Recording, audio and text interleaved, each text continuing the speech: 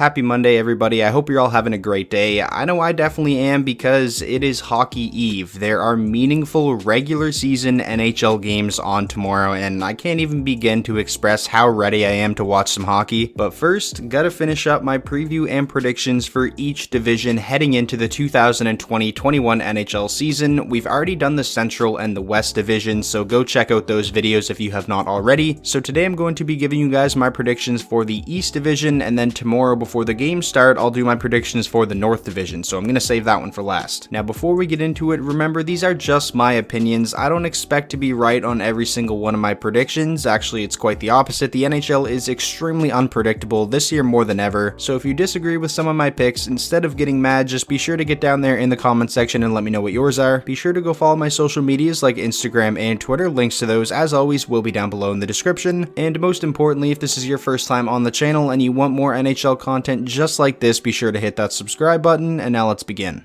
So starting us off, which team do I see finishing last place in the East Division? This shouldn't really be a big shocker. I have the New Jersey Devils. Now I have said multiple times throughout the offseason that I'm a big fan of a lot of the moves the Devils made, picking up Ryan Murray for a 5th round pick, getting Andreas Johnsson from the Maple Leafs. Corey Crawford retiring though, that is extremely unfortunate news for the Devils. Now they're going to have to rely on Mackenzie Blackwood a lot more. Not that I don't think Blackwood will be able to handle that, but obviously having 2 good goaltenders is better than having just one. Now, although I do have the Devils finishing last place in the East Division, I don't think that they're going to be an awful team. Like, I don't think they're going to be as bad as Detroit, Chicago, and Ottawa. And if Jack Hughes can have, a massive leap in his second season and really start developing into that superstar that they drafted him to be, then you never know. Maybe the Devils could surprise some people. I have them in 8th place though because, the East Division is looking extremely tough, and I just have a hard time believing a rebuilding team like the Devils will finish ahead of any of the other teams in this division. Moving along now, we have 7th place, and I sort of struggled with this one, but in the end, I decided to go with the Buffalo Sabres. Now, like the Devils, I do like a lot of the moves that Buffalo made this offseason. Obviously, signing Taylor Hall, you can't go wrong with that just being a 1-year contract. I'm also a big fan of them picking up Eric Stahl in exchange for Marcus Johansson. I think that was one of the more underrated moves of the offseason. You have Dylan Cousins coming in, Dahlin and Olofsson are 1 year older. This roster has potential, but it definitely still does have a lot of flaws. I'm really worried about the goaltending. If Ullmark doesn't have a fantastic season, I really think the Sabres could struggle. The blue line is most definitely still a work in progress, and I don't know, I feel like Buffalo's kind of just in the same boat as Florida is for me, where it seems like heading into every single season, everyone expects that they're going to make that leap and finally become a playoff team with Jack Eichel there, and it just hasn't happened yet. So until that does happen, I don't really want to show a whole lot of confidence in Buffalo because they have yet to give us a reason to. The past 2 seasons, the Sabres have started off great and then completely fell off of a cliff, so we'll see if they can find some consistency this season. Maybe the fact that it's only a 56 game season will benefit them. Continuing on now, which team do I see finishing 6th place? I feel like this fan base is gonna hate me for this, but I have the New York Islanders. Yes, I know this is a bit of a bold prediction considering this Islanders team literally just made the conference finals and put up a pretty good fight against the Tampa Bay Lightning. They got Matt Barzal signed, which is extremely important, but aside from that, I do think this team got worse. They lost Evan Tays and Johnny Boychuk, which is a pretty big hit to the back end. They lost Thomas Greiss. Now, if Ilya Sorokin comes in and lives up to the expectations that are being given to him, then I think the loss of Greiss won't even matter, but if Sorokin struggles, then I think it will be noticeable. And while yes, the Islanders did have an extremely good playoff run, look at last year's regular season. Out of the 8 teams in the East Division, they finished 5th out of those teams last season. Boston, Washington, Philadelphia, and Pittsburgh all had a better record than them. Again, like I said, the East Division is looking like it is going to be extremely tough. Now, I definitely wouldn't be surprised if the Islanders prove me wrong. Proving people wrong is kind of this team's identity. We'll see what happens, but I have them in 6th place. Moving along now to 5th place, so the final team I have from the East Division not making the playoffs, the New York Rangers. I did come really close to putting this team in the playoffs. The potential that they have is insane, especially with Alexis Lafreniere coming in. The amount of offensive talent on this team is through the roof. Panarin just had a MVP caliber season. Zibanejad was third in the league in goals per game this past season. Kaapo Kakko is still there, and although he did have a disappointing rookie season, still has loads of potential. My concern with this team definitely would be the blue line. Last time I looked at their projected lineup and what they've been doing in training camp, the top pairing was Jack Johnson and Tony DeAngelo. Now offensively, DeAngelo's great, but defensively not so much, and pairing him with Jack Johnson, I don't know how that's gonna go. There is certainly reason to be optimistic about the Rangers blue line though. If Jacob Trouba can have a bounce back season and look like the 2018-19 version of himself from Winnipeg. Also apparently Keandre Miller is having a great training camp and it's looking like he's going to make the opening night roster. If he can have a great rookie season, that would obviously have a big impact on the team. And then of course in net, Shesterkin, Georgiev, potential to be one of the best goaltending duos in the National Hockey League. I'm really excited to watch this team play. I have them in 5th because I just can't see one of the 4 teams I have ahead of them dropping out of the playoffs. Getting into the top 4 now, so the teams I have making the playoffs from the East Division. Starting off in 4th place, I have the Boston Bruins. They definitely got worse this offseason. I don't really think there's any doubt about that. Losing Torrey Krug, who signed with the Blues, and then of course not bringing Zdeno Chara back, that's a pretty big hit to their blue line. And then of course you have David Pastrnak, one of the very best players in the entire NHL. He's gonna miss like a month or more, and in a condensed season, that is a lot of games. There are plenty of reasons to believe that this could be a year the Boston Bruins fall out of the playoffs. However, they are still the Boston Bruins, and it seems like whoever they have in the lineup, they play the exact same way. A huge plus for this team is Brad Marchand, who is apparently way ahead of schedule. He was expected to miss some time like David Pastrnak, but it's looking like he's going to be ready to go on opening night. The Bruins still have one of the very best goaltending tandems in the NHL with Tuukka Rask and Yaroslav Halak. I've said this multiple times, but I think this season having 2 good goaltenders is going to be more important than it's ever been, and Boston definitely has that. So I have the Bruins in 4th place, making the playoffs. I just couldn't bet against them. Next up, finishing 3rd place in the East Division, I have the Pittsburgh Penguins. Like the Boston Bruins, I just could not bet against Pittsburgh. Now in my bold predictions for this upcoming season video I made a couple of months ago, I think it was, I did predict Pittsburgh to miss the playoffs as one of my bold predictions, but in this video I'm actually trying to get all of these right, so I have them making it. As long as Crosby and Malkin are on this team and healthy, I find it really hard to believe they're going to miss the playoffs, obviously until Crosby and Malkin, really start to decline, but we haven't seen that yet from them. They're both still unreal. I love the Penguins top 6. You got Crosby, Gensel, Rust, and then Malkin, Zucker, and Kapanen, who was an offseason addition. I like that pickup, although I do think they overpaid a little bit. I think the Penguins top 4 in terms of defense is definitely good enough with Letang, Dumoulin, and then you got John Marino and Marcus Pettersson. We'll see how the offseason additions of Mike Matheson and Cody Ceci pay off, but honestly I just think it comes down to goaltending for this team. If Tristan Jarry can have a season like the one that he just had where he was an all-star, I think this team's in the playoffs. Now if Jarry struggles, then I think Pittsburgh,